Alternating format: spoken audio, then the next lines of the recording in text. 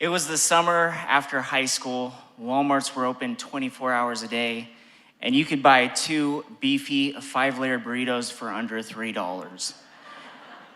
I was at a weird age where the church I go to, they weren't sure what to do with me. I was too old for the youth program, too young to fit in with the guys, the men at church. There was even a congregation for young single adults, but I was what the people there referred to as a preemie because I hadn't served a mission yet. So I stayed in the family congregation, and they tried to find a place for me. The bishop tried to find a calling for me. So a calling is a responsibility that everyone at church has. For example, there's a primary teacher who teaches the kids. There's a youth leader who teaches the teenagers life skills. There's the bishop who's the one extending these callings to people. And then there's the ward toilet paperer who bestows the gift of toilet paper upon people's houses as they sleep. That last one wasn't a bishop extended calling. That was a self-extended calling.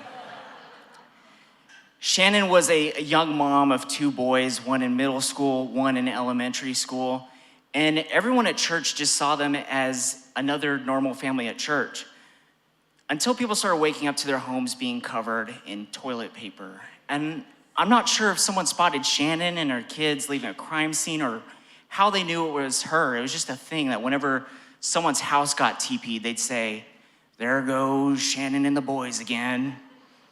And I'm not really sure why a mom would drag her kids around town TPing people's homes, but it opened up the door for my new calling. I reached out to my friends and I said, "Hey, there's someone at church. He's built this reputation of TPing people's homes. We could do whatever we want to people's houses and they would just think it was Shannon and the boys." And that's how weekly TP night started. Every week I would provide the address of someone at church. We'd stock up on toilet paper, and then we'd pay them a visit. Our first victim was the youth leader. And our friend Becca, she drove us in this minivan she was borrowing from her parents. She parked it in a spot in the neighborhood where there wasn't any street lights. And once she parked, I threw open the door and jumped out of the van, but it was like diving into freezing cold water, not because it was actually cold outside, but because all of a sudden my heart rate accelerated. All of the planning we had done, it was becoming real, and there was no turning back for me because this was my idea. So I put one foot in front of the other. I threw open the back door of the van, grabbed a pack of mega rolls and threw it onto my shoulder. I was trying to give off the impression to my friends that I knew what I was doing. And I think I may have fooled them. But like a duck gracefully gliding across a pond below the surface, I was pedaling away.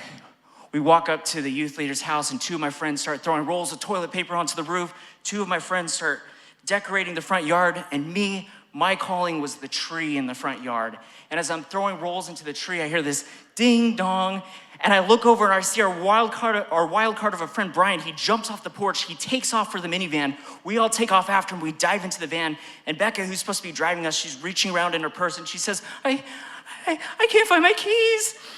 And I look outside and I see this very confused youth leader standing in his PJs in his front yard looking around.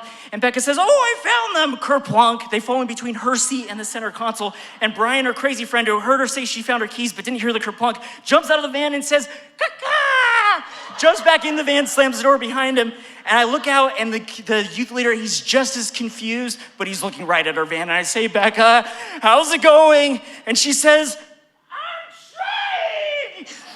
I look back out and I'm ready for this youth leader to go into an all-out Terminator sprint or call 911. I don't know what he's gonna do, but before he can, I hear this clink, clink. Becca rips the keys out, she stabs them into the ignition, and we take off. And that's about how every TP night went that summer. Fast forward to the end of summer. It was gonna be our last TP night, our last hurrah. We knew who our victim was gonna be, but what we were gonna do to them, that took some creativity. So after a late night Walmart spree, we parked our van across the street from the townhome of none other than Shannon and the boys. Shannon had a cement staircase going from her driveway up to her front door. So we, of course, decorated the banister in white, and we topped it off by sticking a diaper on our front porch. We emptied 2 beefy 5-layered burritos into the diaper. And then we grabbed a tub of chocolate syrup and we made a zigzag trail going from the diaper down the steps and onto the driveway. The next day was Sunday, and I sat in the church foyer and eavesdropped as a distressed Shannon complained to a bunch of unsympathetic church moms that there was now a trail of ants going from her driveway up her steps and into her home. And I remember thinking, oh, serves her right. She started the whole thing. And judging from the church moms' reactions, I could tell that they would have agreed with me. But as I heard them say things like, oh, I'll teach you to think twice before TPing people's homes, I realized that these church moms weren't Shannon's victims at all. They were my victims. And after that day, TPing ended altogether. Shannon and her gang stopped. And me, I decided that my calling wasn't to drag Shannon's name through the mud or through the loaded diaper we left on her front porch. And I decided that my calling was to serve a mission and preach the gospel to the sinners of the world. So I rolled the dice and I went to Sin City, Las Vegas. Thank you.